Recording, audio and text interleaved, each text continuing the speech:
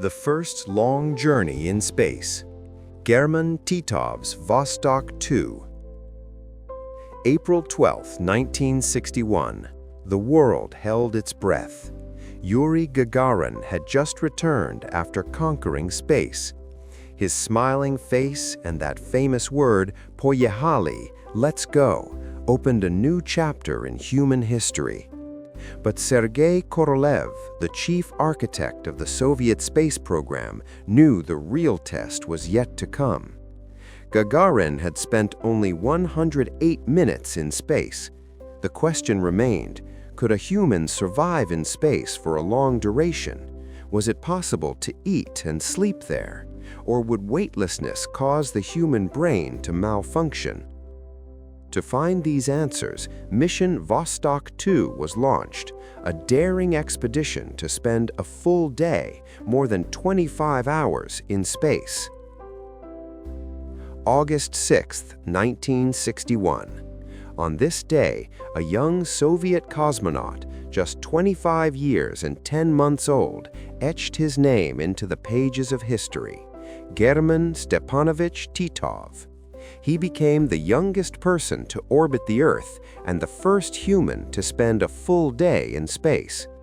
While Oliver Damon broke the record for youngest person in space in 2021 on a Blue Origin flight, Titov's record as the youngest person to orbit the Earth remains unbroken to this day.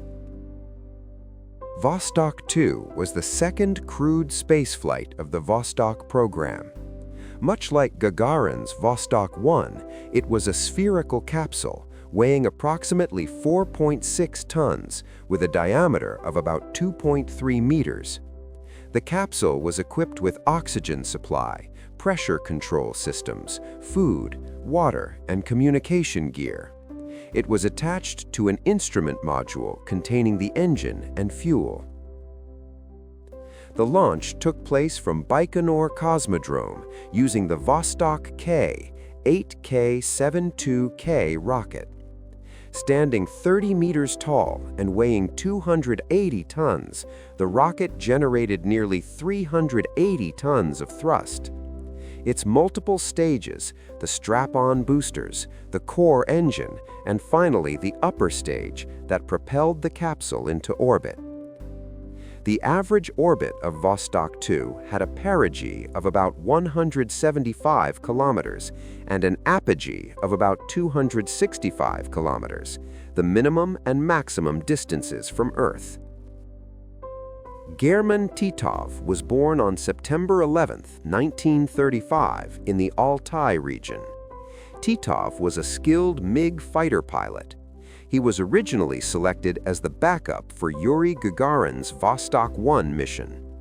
Due to his physical fitness, mental fortitude, and exceptional piloting skills, he was chosen as the primary pilot for this second manned mission.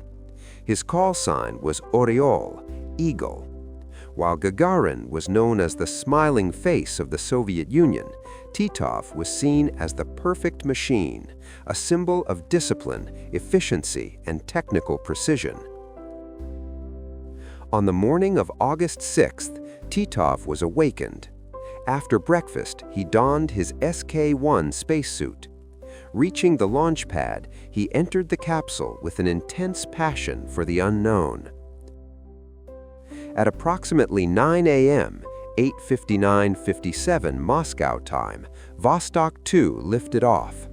As the rocket soared, Titov radioed back, "I am Eagle, everything is fine." Once in orbit, an unusual sensation began.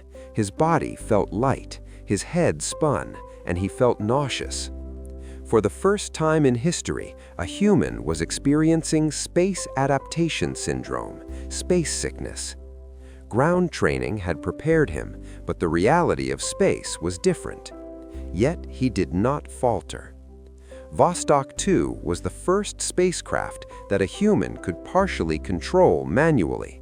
Titov tested those controls. Under his touch, the spacecraft responded, proving that human will remains effective even in the vacuum of space. On the third orbit, he consumed the first ever meal in space, paste-type food from tubes, pureed meat, vegetables, and fruit juice. He later noted, "I was able to eat and drink normally. There were no physical difficulties." This proved that humans could sustain themselves in weightlessness. Titov also brought along a Convos Automat 35mm movie camera. He pointed it out the window, capturing the incredible beauty of the blue planet on color film for the first time.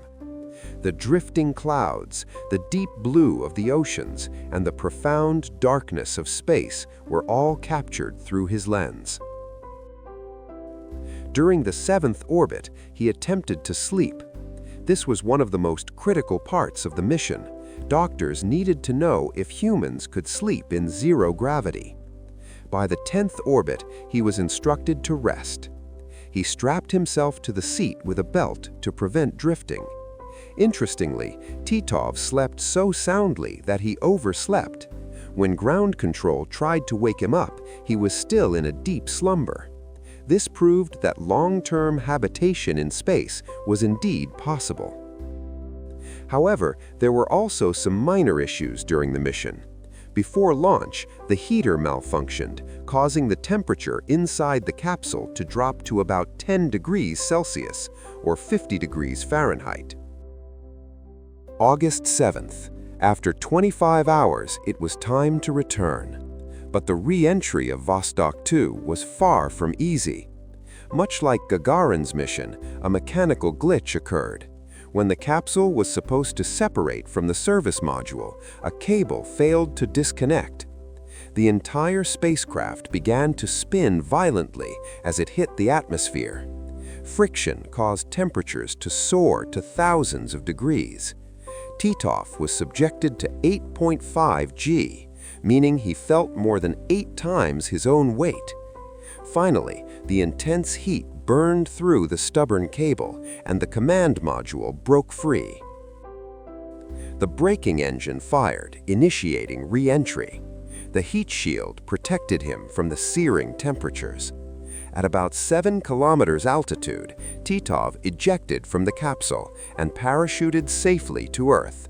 The capsule landed separately near Krasny Kut in the Saratov region. He radioed, "Mission accomplished. I have landed safely."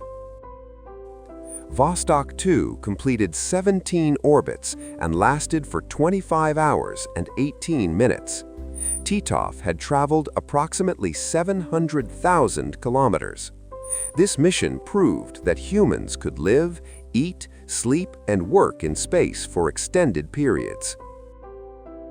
Gherman Titov's journey was the vital next step after Gagarin's Poyechali. It paved the way for all future space exploration. Titov's calm voice and courageous spirit remain an inspiration today. A thrilling chapter where a young pilot proved that space is not just a void, but a new home of endless possibilities.